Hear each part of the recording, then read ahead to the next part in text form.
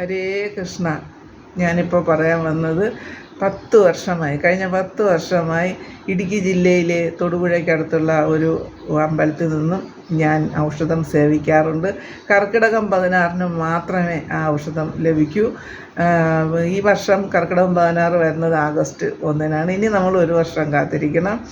വെളുപ്പിനെ 4:30-5 മണിയോടുകൂടി ഈ ഔഷധം കൊടുത്തു തുടങ്ങും.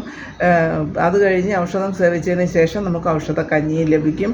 ഔഷധത്തിൻ്റെ വിലയെന്ന് പറയുന്നത് 30 രൂപയുള്ളൂ. ആലിലയിലാണ് നമുക്ക് ഈ ഔഷധം ലഭിക്കുന്നത്. വെളുപ്പിന് നമ്മൾ വെറും വയറിൽ വേണം ഈ ഔഷധം സേവിക്കാൻ.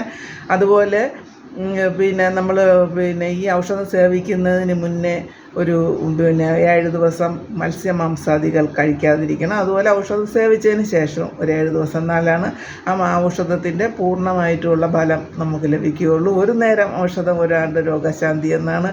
ഈ കർക്കിടക മാസത്തിൽ നമുക്കുണ്ടാകുന്ന ഈ ശാരീരികമായ ബുദ്ധിമുട്ടും ബാക്കിയെല്ലാം ഈ ഔഷധം കൊണ്ട് നമുക്ക് പ്രതിരോധ ശക്തി ലഭിക്കും. ഞാനും എൻ്റെ കുടുംബവും കഴിക്കുന്നുണ്ട്. അതുകൊണ്ടാണ് ഞാൻ പറയുന്നത്. അതുപോലെ തന്നെ അത്ഭുതങ്ങൾ ഒരുപാട് കാട്ടുന്ന അത്ഭുത കണ്ണനാണ് നമ്മളെ കണ്ണൻ. 5000 വർഷം പഴക്കമുള്ള ക്ഷേത്രമാണ്.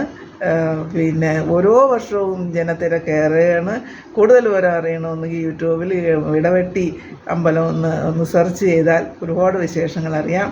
ഓരോരുത്തരും അവരുടെ അനുഭവങ്ങൾ, മാറില്ല എന്ന് വിചാരിച്ചിരുന്ന അസുഖങ്ങൾ വരെ മാറിപ്പോയ അനുഭവങ്ങൾ ഉണ്ടായിട്ടുണ്ട്. അതിന് നമുക്ക് പ്രധാനം വേണ്ടത് ഭഗവാനെ വിശ്വസിക്കുക.